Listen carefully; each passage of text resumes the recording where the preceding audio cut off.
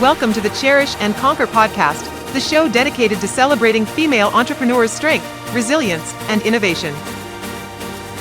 Be inspired by stories of women and what they cherish to help them conquer against all odds. Every other week, you will learn from remarkable women on how they navigate challenges, uphold their values, and create sustainable success. And now, here's your host, Jim Rembach. Hello and welcome to the Cherish and Conquer podcast. We're getting ready to talk to somebody who has one of the most unique titles to their book. And so needless to say, when you have a unique title and when we start talking about the context of what it is, the information in it is just as exciting. It really is. When you start thinking about what we want to do as far as making a difference in the world and how we go about doing it. And to me, this is, and I think even I read somewhere this is kind of like a how-to guide on how to actually start a sustainable, focused business, which is, I think, more and more, people are looking to do business with organizations that aren't just trying to do good in the world, but trying to do good for the world, right? And we have Maisie Ganzler on the show with us today. Maisie, welcome. Thank you. It's really great to be here. Now, before we actually get into, some of these how-tos and how to, really make a difference, for the world, not just in the world, is tell us a little bit about how, you're making a difference, with the work that you're doing today.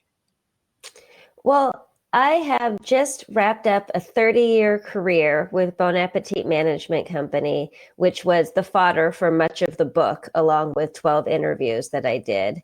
And I'm now in the really luxurious position of being able to spend time how I want to spend time. And what I'm choosing to do is reach out to my community, my business community, and see if I can help young people or young companies on a path towards profitability through sustainability. So I'm able to give my time away in many different arenas, all to that end. Okay. So, for me, when you said that, I start thinking about, startup and how we may have, a very altruistic, type of approach and more societal approach. And then sometimes reality kicks in. Yeah, there's a book on the New York Times bestseller list right now called Burn Book by Kara Swisher, who was is a longtime journalist covering the tech sector. And the first line of her book is, "And so it was capitalism after all." Referring to just what you're talking about, that when companies often start out, and many of the companies in the internet age fall into this category, they're going to save the world. And then it turns out it's capitalism after all. I posit that you can actually do both. You can work towards saving the world and you can make money, but you have to be very strategic about that and make some very intentional choices. Okay. So thanks for teeing me up, because I think that's a great, segue to actually reveal the title that you have of the book. And is that You Can't Market Manure at Lunchtime. And when you first glance that, it's one of those double, triple take types of scenarios. And you're like, well, heck, that makes perfect sense. I think that's what the publisher was hoping for, that you would double take when you see the book on your shelf or on the shelf of a bookstore.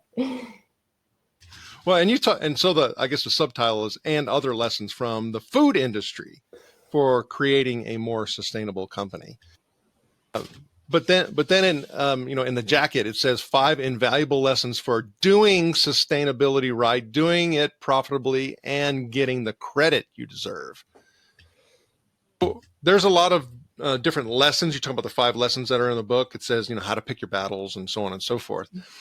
And people need to get the book in order to get the detail. But for us as listeners and watchers of the podcast is, kind of give us an understanding of, you said, get it right. What does that really mean, right? Get it right by me, or what, how do we get it right? And then therefore go down the path that hopefully is making that impact? Well, the purpose of the book is to teach people to achieve a dual goal, the goal of making real change in the world, be that environmental or social, and getting market credit for it. So doing it right first starts off with actually making change, not greenwashing, not being simply aspirational, but actually doing the work that creates leverage, that makes a difference for people or the planet. And then can you talk about that right? Can you do the marketing piece right so that you are rewarded in the marketplace for those actions? Now let's talk about rewarded. What does rewarded mean? Rewarded could mean market share. It could mean greater revenues. It could mean a higher price for your product. It could mean that people buy your product more often. It could mean that people want to come and work for you and stay longer. There's lots of rewards for doing it right. All right, then your rebuttal to, well, it is just capitalism after all. Well, I would not refute her take on much of the internet businesses that she is reporting on. I do think that it turns out it was capitalism after all for many of those companies. But I think that there is another set of companies, the Patagonias, Ben and Jerry's, Chipotle's of the world, who have shown that it can actually be to your market advantage and it can be part of your brand to make change. Okay, now when you throw out those names, it's like, well, they're huge, big market cap. I mean, it's like, it's just lowly me, with a mission and a passion, and how do I actually get to the point to where, I can at least make maybe a little, dent, in the universe, versus universal impact. Yeah. Well, of course, they didn't start out huge. They started out small. And all of those companies that I mentioned had that ethos from their very beginning. So it's baked into how they do business. And that's lesson 2 of my book is about maybe you should change your dream. I came from a company that had a dream rather than a mission statement. And when we started down this path towards sustainability as market differentiation, we actually rewrote the dream. We rewrote the very essence of who the company is. And so if you start with that, with thinking about having a really honest conversation with yourself about is sustainability or DEI or whatever good you're trying to do in the world really core to your company, then even when you're just a sole proprietor, you have a different mindset than when I get big enough or profitable enough, I will do good in the world. That's more philanthropy. I'm talking about something that's really core to how you operate. I think that's a very helpful differentiation because that exploration oftentimes doesn't happen. And that's sometimes when reality kicks in. Yeah. Now, that said, the first chapter is actually, the first lesson is how to pick your battles because we can't do everything, right? When we're small, we have constrained resources, time and money. And it turns out when we're large, we also have constrained resources, time and money. When I started with Bon Appetit, we were at about 94 million in revenue, 1,200 employees. Now 1.7 billion and 20,000 employees. And I'll tell you, there's constraints at both sizes.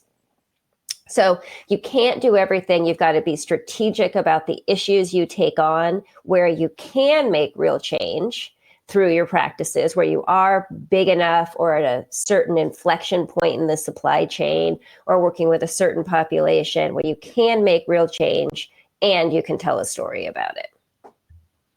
Okay, so I mean, for me, I'm thinking about the entire, let's just say, process and therefore ecosystem in all of this, and then you start thinking about movements and communities, and all of the pieces that have to be planned. Some are going to be surprises. Some have to be intentional.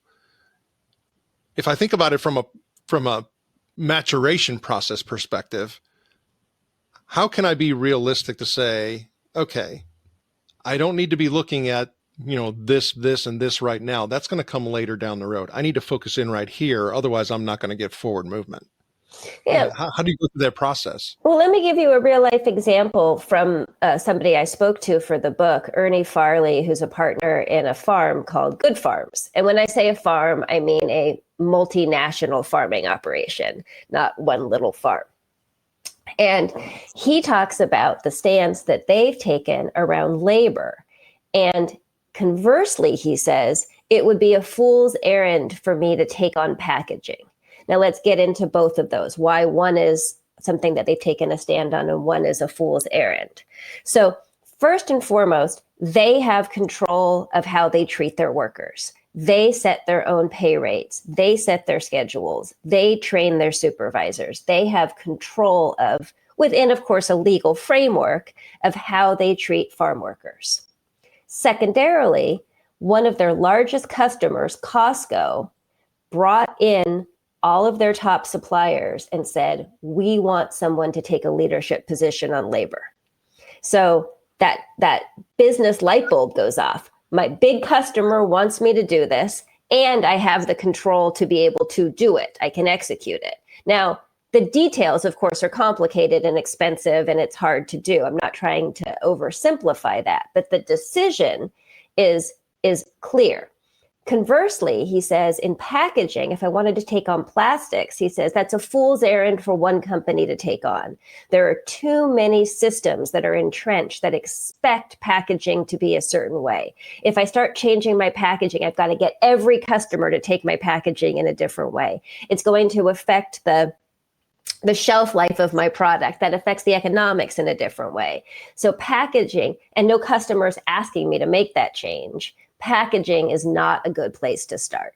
Want more insights from female entrepreneurs? Get complimentary access to Marina's Army for additional tips, tools, and tactics from this episode. Just go to Mirina.ai and click Community for access. Now, let's get back to the conversation. Okay. So now this is where I think it's be very helpful to talk about what you addressed and what you shared initially in regards to that you were with Bon Appetit organization for many years and how you've now decided to move down this path. So what has inspired you to do that, and how does it align with the concept of cherish and conquer? Well, I feel so lucky to have found a corporate home for 30 years and a CEO in Fidel Bauchio, who is a true mentor and partner, and we accomplished so much together. I feel so grateful for that. Truly, truly grateful. That said, after 30 years, or I should say after 29 years, I started to look at what do I want the next phase of my life to look like? And I want to have some other experiences. 30 years in one company means 30 years in one industry with a very specific focus on one vertical. I think I have transferable skills. I'd like to stretch my wings and try out some other arenas of business. But I couldn't imagine having another job. I felt, again, so lucky to have found this great place and this great boss. I couldn't imagine going to work for somebody else. So I spent about a year in transition, gave Fidel a full year's notice to say that I'm going to retire. I'm going to leave when everything is great. On a high note, I'm going to set my team up for success, and I'm going to remain connected to the company. So I've stayed on as a strategic advisor. I spoke to Fidel just this week about a new waste tracking technology. So I've still got my hand in it, but I've got much more freedom to cherish and conquer. And cherish, for me right now, means cherishing experiences and some ability to breathe, some latitude, to explore, to be able to be a little bit more languid and take my time in things. And I'm really cherishing that experience. But I also think that I can help others to conquer. As I said, I don't want another job. but I have reached out to several different organizations, something called Santa Cruz Works in my hometown, Plug and Play Tech Center. I've signed up into both of their mentorship programs. I sit on advisory boards of several companies, and I've got that ability now to help others achieve their goals and their dreams. That's awesome. And thank you for sharing an enviable position to be in. And I'm sure there's some very, very lucky organizations that are going to be, meeting you and getting some incredible mentorship. Now, when you start talking about that 30-year journey, I think the part that's quite interesting for, people who have gone through that path, is entrepreneurial type of endeavors and thinking can be frightening because you have the security of, a stable job. You have the security of the people who are around you. I mean, all of the things that, like you were saying, you built a deep skill set within that. And a lot of people would say, you know what? I'm too afraid to go outside of that. Mm-hmm. You didn't do that.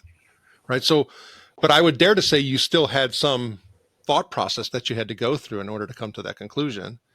So how did you actually go from, stable, secure, and then even start considering doing what you're doing now? Well, I think that the obvious place to talk about worry leaving a secure situation is about money. But money is actually the easy part of the decision. It's numbers. You put your budget together, you do your forecasting. Either you've got the financial means to go out on your own or you don't. The part that I think is actually a more squishy problem is about identity. Who are you? I had a big job title, a C-level job title for a lot of years, right? And I had a lot of people who worked for me, and with that becomes a certain person to move through the world as. And so for me, the greater question has been, who am I moving through the world as without that C-level title? Who am I without the daily grind? And that was a part of the impetus of writing the book. And I'm putting a lot of time into talking about the book on podcasts such as this, where I get to have really in-depth, great conversations that go in interesting directions. I'm doing a lot of webinars for advocacy groups and business groups, and really trying to do something every single day, still in the professional realm, even though I'm not getting paid per se, because that is a big piece of who I am. And I don't want to leave all of that behind. As you said, it's like compensation comes in many forms. Absolutely. Well said. So, okay. Part of what we're talking about here, and it's really interesting because you were talking about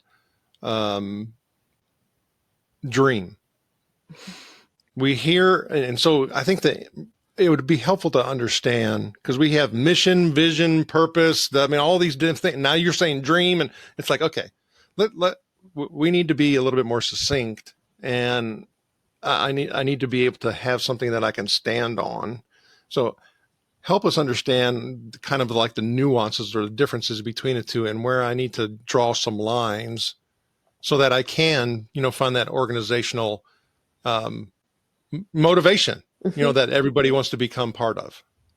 Well, the reason that Fidel, when he founded the company in 1987, wrote a dream rather than a mission statement is that he wanted people to make an emotional connection to it. And a mission seemed more tactical and surgical, as opposed to a dream, which is big and soaring and it fills your heart. And he's a very passionate man, and he wanted to inspire passion in others. As far as dream versus mission versus vision versus purpose, I think pick whatever speaks to you and just move forward. Let's stop splicing words and arguing about it. Let's set a vision or a purpose and let's get on with it. Well, I think that's very helpful because, I mean, so many times there's just conflicting information and all these different perspectives that gets thrown out. And sometimes we just need clarity, just like you're saying, just get on with it. Yeah, I think that a lot of communications consulting companies have made a lot of money getting people to splice those into different categories. Get to the work, get to making the money. I hear you.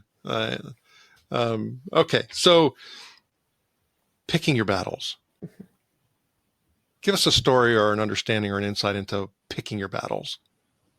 Well, when you sit down and say that you want your company to be based on sustainability, I think there's two approaches. First is to pick a singular battle, one issue, and really own it. And the second is to be known as generally sustainable. I'll give an example from the food world in both. Impossible Burgers, people are probably familiar with, was the brainchild of a Stanford professor, Pat Brown, who decided that the single most important thing that he could do to stem climate change was get people to eat less beef. So it's a very specific, targeted focus. Eat less beef, and because of climate change. There's been criticisms of Impossible around the use of genetically modified ingredients or the high levels of sodium. But he was not out to create a healthy product. He was not out to deal with the issues of genetic modification and seed saving. He was very focused on one battle, climate change. Now, conversely, you look at a company like a Whole Foods, which is generally sustainable. They do talk about genetically modifications. They talk about organic and pesticide use. They talk about pollinators. They talk about the buildings they operate in. They talk about their employees, this whole host. So the first thing of picking your battle is deciding how many battles you're picking and how that defines your brand. So as you're saying that, I started thinking about carbon footprint and carbon credits and all this other stuff. I mean, is that just money-making stuff? Or, I mean, is that really, I mean, people look at that and says like, well, what does it matter? You're just going to buy the credits and try to make somebody happy that thinks that that's an issue. Well, your carbon footprint is a real thing for sure. Or in the food world, we often say your carbon food print.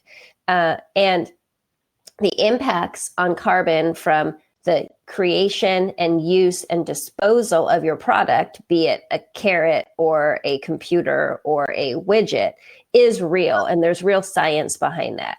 Now, the idea of carbon credits is more controversial. Not that it can't exist, but that there have been many projects that have been sold as carbon offsets that have proven to not really be taking carbon out of the atmosphere, or the concept that a company can continue to spew carbon and just buy their way out of it. That said, there's been a lot of work done in that industry, and I think that there are rating systems on carbon credits now. So if you want to take that route, there are better and worse ways to do it. What we did at Bon Appetit was focused on reducing our carbon impacts rather than offsetting them. Okay, so when you start thinking about making this, impact on the world, give you a couple examples like you were talking about. Moving to EVs. Well, nobody's really talked about these batteries in the end of life, right? Mm-hmm. Wind turbines. Well, nobody's really talking about all these blades that are piling up, that are no longer usable. They had to be replaced. I mean, you start talking about, all of these consequences of us trying to save the planet when we're actually just, moving things to a different pile or problem pile. So if you think about that from a societal perspective, are we potentially on the decline of societal interest because they're like, you know what? It's all capitalism anyway, or we're just creating one waste problem because of another waste problem. Are people kind of getting exhausted on this? Well, I think people are getting exhausted, but that doesn't necessarily mean we're at a decline in interest. I think that people are confused and people are tired, but that if you can present a really clear message with great proof behind it, you can still speak to a large percent of the population that cares about these issues. Not 100%, but a large percent. There's been a lot of pushback on ESG investing and wokeism. That doesn't mean that there aren't millions of people that are concerned about the direction of our planet, millions of people that want more equity in our systems. So let's talk to those customers. There's plenty of them. That's a great point. It doesn't have to be a complete consensus, right? Right. We don't have to look any further than the U.S. political system to know about that. Or, I mean, we started off talking about really small companies, right? 1, 2, 3 people. In that case, don't worry about the whole population if they all want you. You're not going to sell to them. You don't have enough bandwidth, right? That's a great point. Great point. Okay, so, can you share an example of when staying true to your principles led to a significant achievement or breakthrough in your business? Well, when we first rewrote the dream and we wrote sustainability into the dream, we went across the country and had a roadshow with our chefs and managers and said, this is the new dream. And Fidel told everyone to go out into their communities and find small farmers and start purchasing differently.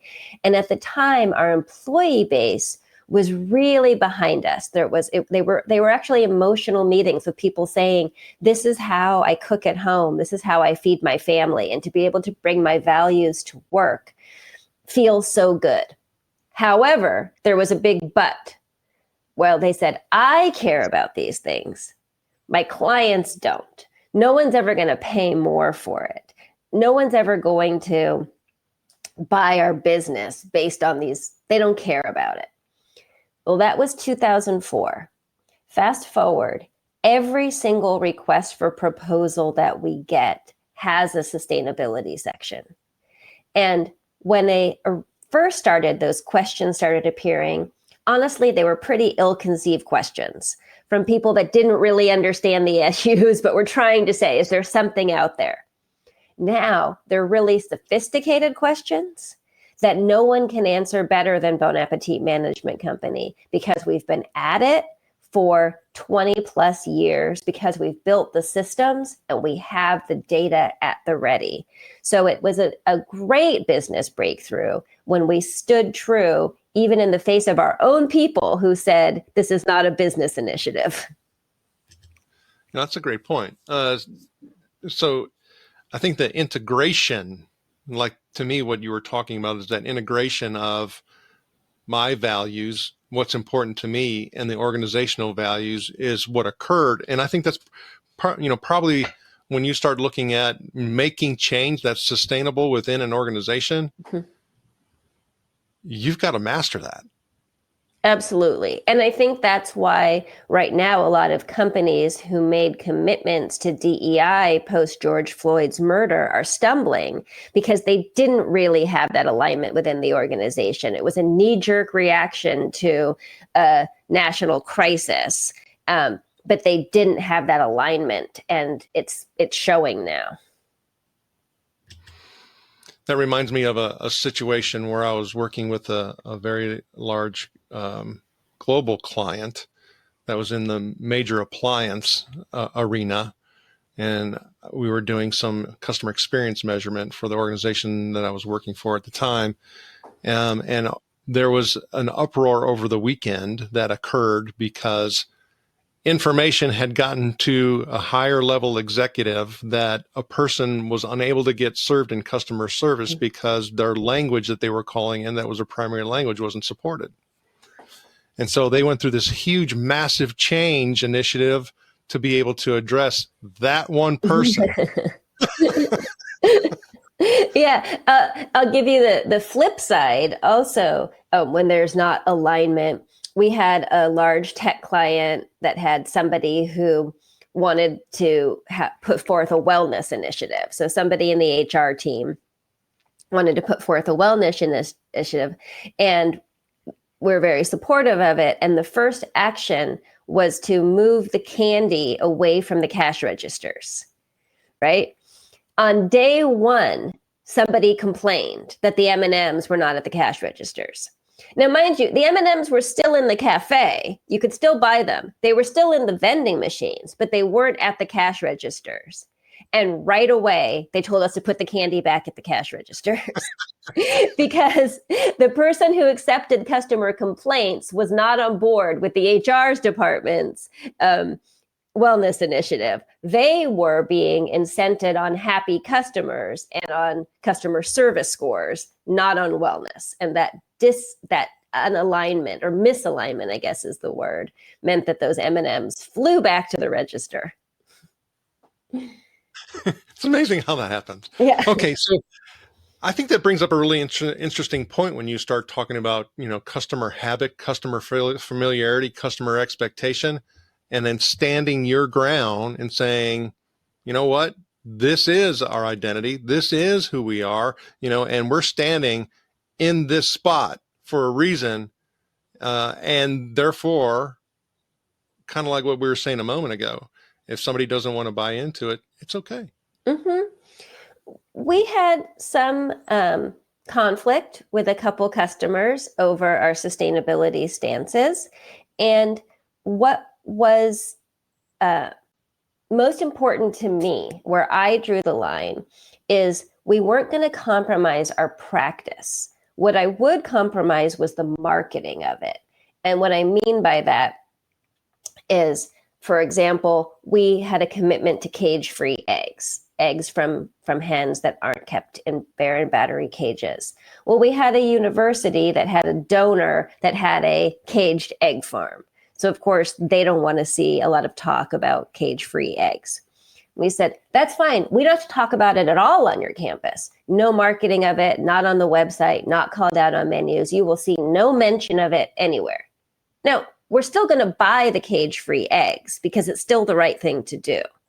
And the most important piece is making the change in the lives of the hens, right? Not about talking about it. Now, that worked about 95% of the time, I would say, that when there was a conflict, as long as we just toned down the rhetoric, stopped talking about it, we could continue on with our action. There were a couple rare exceptions where we just had a fundamental disagreement about how we saw the world with a customer. And at that point, you agree to disagree and part ways in a friendly manner, right? Not doing business together doesn't have to be the end of the world. It's just the end of that business relationship.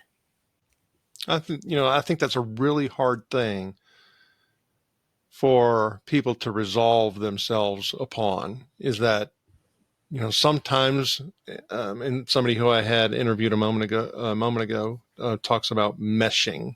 Mm-hmm. Is it, didn't necessarily want to talk about fit or things like that. It was like mesh. Do we mesh?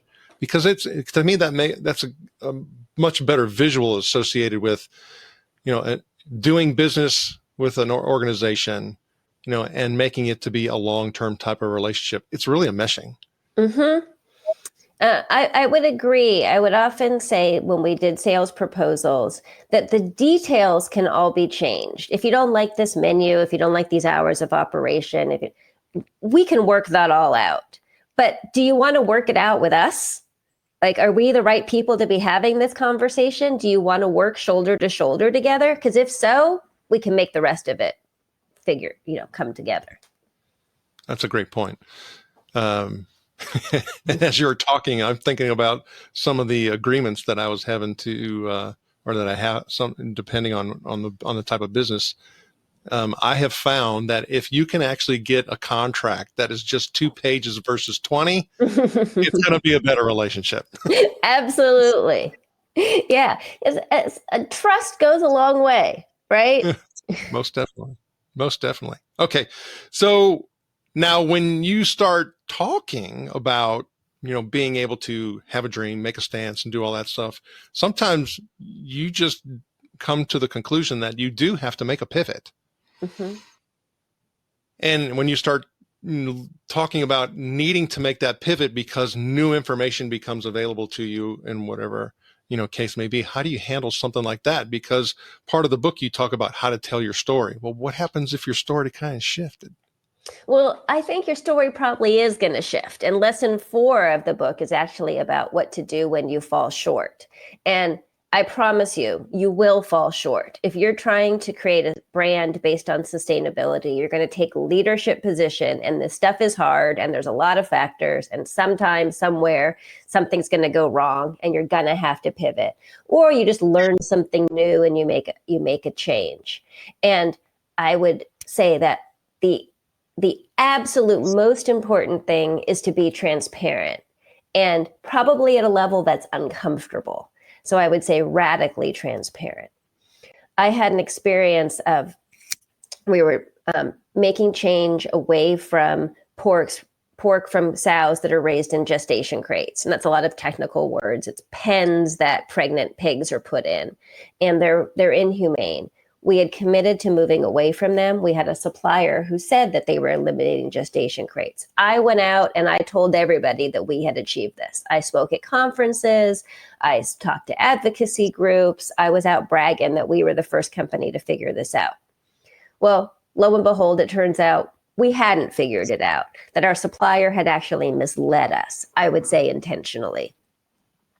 My first phone call when I hung up with that supplier was to the Humane Society of the United States to say, hey, this thing that I told you we've been doing, where we've been getting all these kudos for having achieved it, turns out those pigs are still in gestation crates for a month. We have not eliminated gestation crates. We have reduced the time. And that's not what the letter of what I was saying was. It's not the letter of my commitment, nor is it the spirit of my commitment. I ratted myself out. I then did a press release on it, and I brought a reporter who really understood the issues to a pig farm. Nobody could criticize me because I told the story first. Yeah, you were the first leak. Right. And I think that's important because a lot of times, it reminds me of a situation when COVID, when all the COVID eventual lockdown activities, came into play. And so we had these announcements and there wasn't any shutdown yet. And I started saying to this one organization that was actually scheduling an event around that time. And I'm like, you need to start communicating this and get ahead of it. Well, no, we don't want to scare people if it doesn't happen. And I'm like, and sure enough, they delayed. And it backed themselves into a particular corner where if they would have got on the front end of it, it would have been less of an issue or a problem. So I think when you're talking about getting ahead, linking, making the adjustments and stuff like that, what would you recommend when you do have to make pivots, when you do have to make changes, when you do fall short?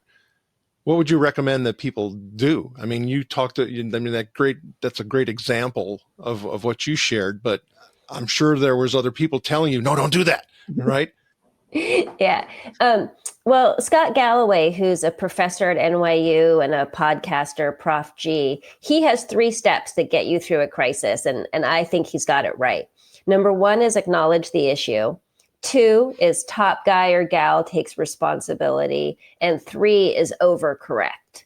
And I've watched many organizations do that well and not so well. An example going on right now, there was a AP investigation into slavery in the Indian shrimp industry. And it said that some certified products, or product that was certified as sustainable, actually had slave labor that went into producing it. Well, how did I hear about that? Because the certification sent me an email and said, this article is coming out today, and here's what it says about our certification. So they acknowledge the problem. They then set up a page on their website with that announcement about a week later with a letter from their CEO, top guy or gal taking responsibility, and then a week later with a set of actions they're taking to correct the problem. Now, the jury is still out to see if that's overcorrection or if it's not enough, right, where it's an active issue right now. But I was talking to a seafood NGO last week, and I said, "Oh, this thing happened. Are you going to make a statement? Are you going to come out and criticize them for having these loopholes in their systems that allowed slave labor to work in it?" And they said, no, we're not going to criticize them. We want to continue to work with them because they're trying to fix it. They're trying to shore it up. And that's what you do. You acknowledge the problem from the top, not scapegoat somebody below, which is kind of tempting to do, right? But the top person has to take responsibility and then overcorrect. I think that's a great example, and we can even, and from my perspective, take that all the way down, to the solopreneur level. I mean, things are going to happen, right? Absolutely. And it's sitting on them and trying to squash them is what we have proven over and again is where the problem. They always say the cover up is worse than the crime, right? Absolutely. Okay, so if I'm starting to talk about, one of the things that we hear a lot in regards to, I feel like I need to do and behave a certain way in order to be able to have that type of success. You may hear it as imposter syndrome and things like that. What advice do you give when women actually struggle with this in their business pursuits? I was just speaking with a woman yesterday, actually, who talked about that imposter syndrome. And she is in financial services. And she said that she always thought that somebody in financial services looked and acted and spoke in a certain way. And so she tried really hard to do that. And in that industry, it has been heavily male dominated. It was a certain way of dressing she thought she had to do, and she's English is her second language, and a certain way of speaking that she thought she had to aspire to. And somebody gave her the great advice of saying, you're kind of like a puffer fish. You come off kind of blown up in this hard exterior. And when she thought about it, she realized that she was being an imposter, but an imposter of a straight white man financial advisor, not an imposter in terms of her skill as a financial advisor. And that if she actually came to the table as herself, and when I met her, she was wearing a fuchsia dress with ruffles on it. So she had really put herself into a very feminine presentation. But her skill in talking about what she does for her clients in estate planning came through much louder than even the bright fuchsia did. So I think that the trick to not feeling like an imposter is to truly be yourself. Okay, so when we start talking about, you being within an organization for a long period of time and now doing your own thing, do you think you have some work to do in order to separate your identity from Bon Appetit? I still can't get over the we statement versus the they statement, what we do versus what we did versus who they are. Absolutely. As I said, I'm still sitting as a strategic advisor. So there is still some we going on, but there's a lot more they than there used to be. And I, of course, I'm a loyal follower of their blog. And now that I've been gone a couple months, there's content coming up that I didn't approve for the first time in 30 years. Oh, wow. And so far, it's been fantastic to see what they are doing without me as being creative and new. And they've changed some things in ways that I go, oh, that's a great idea. I wonder if I had been there, if that would have happened, or if I would have squashed it. Great that they're getting to fly without me. That's good. That's awesome. You see that you enabled some of their and some of their new content and new decisions, and I think that's awesome. Okay, so I think the landscape when you start talking about making a difference, telling your story, and how to go about it, and finding resonance, movements, all of those things, has probably changed significantly over those couple decades. When you start talking about when you first started and working with Bon Appetit and messaging and impact and engagement and all that versus where we are now, Where do you see some of the areas that are opportunities that people may not be necessarily seeing very clearly to take advantage of so that they can make that difference? Well, I think that some people look at the number of commitments that have been made by large companies around things like climate change or diversity and say, like, there's no more differentiation to be have. Everybody's doing it now. All the companies are talking about climate change. I would say that there's actually opportunity in that, because I'll tell you that every large company has a climate commitment for 2030 or 2050, and no company is on track to make it. So if you can make it yourself, so take your company at whatever scale you are and be true to that commitment to truly become carbon neutral by 2030, you are going to differentiate yourself. And even better in terms of an opportunity, if you're selling into a larger organization, be it a product or a service, you become part of their solution. They need you to make their commitment. There's something called Scope 3 in climate accounting, which is the emissions from your supply chain. So they're responsible for all of your emissions. And if you're reducing, you are actually helping them reduce. And I would say if you're really innovative about it, you can wind up in their marketing materials, their sustainability report. They're going to brag about what you're doing. And once your pretty face is in their materials, it will be very hard to move away from you as a provider. That's a great example. That's a fantastic example. Okay, so how are you planning on maintaining a healthy work-life balance in your new role compared to what you were having to go through being in charge of all of these people and all of these big responsibilities? Well, I am having the internal conversation for the first time ever about when I go on trips, do I take my computer or not? The idea that I could go somewhere without my computer is like a totally new concept to me. And I'm actually tomorrow going to Glacier National Park and just got an email from the lodge saying that inside the park, there's no cell service. And for the first time in, decades, that doesn't scare me. New experiences off the grid, right? Right. Not only would no one be able to find me, no one's looking for me anymore. But you're needed. Don't forget. Enjoying the show? After joining Marina's Army, subscribe and share the Cherish and Conquer podcast on your favorite platform. Thank you. Now, back to the show.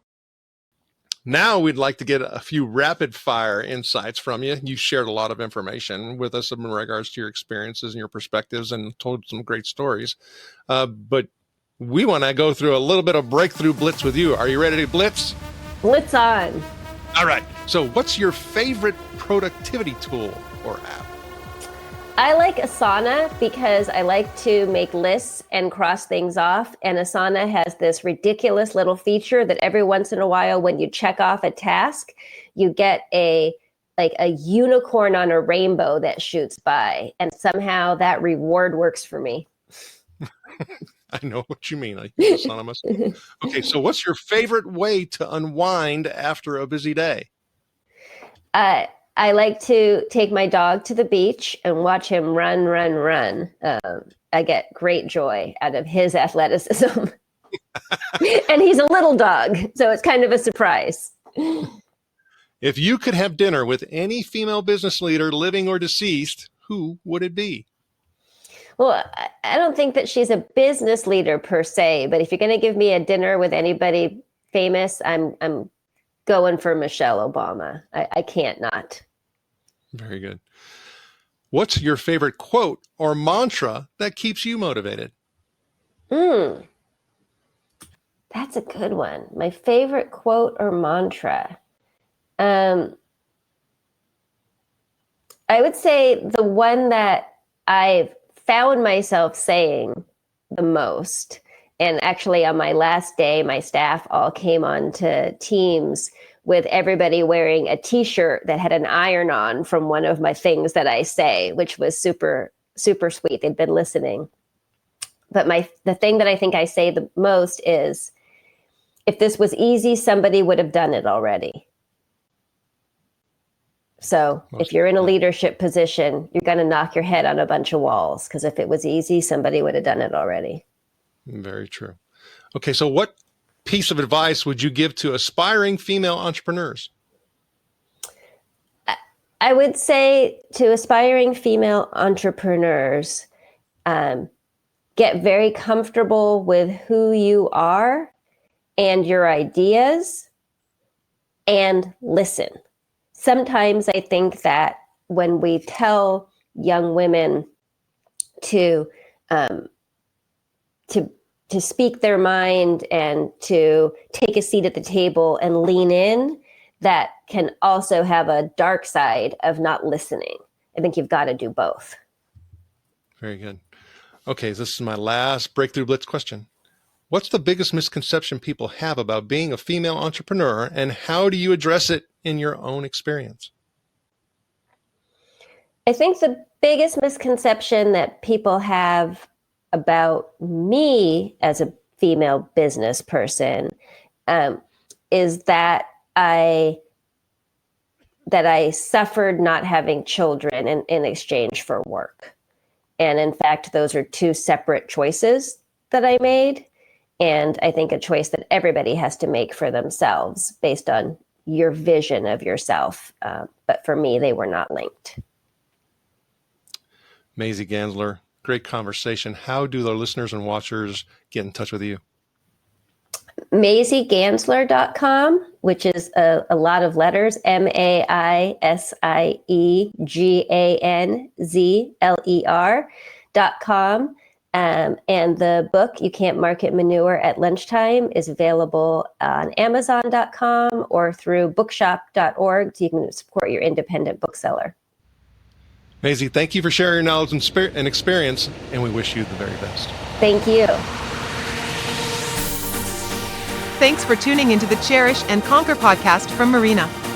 Join our community of trailblazing women at community.marina.ai and get access to exclusive resources, checklists, and guides. If you found value in today's episode, please rate, review, subscribe, and share it across your social platforms. See you soon, and remember, barriers are for breaking.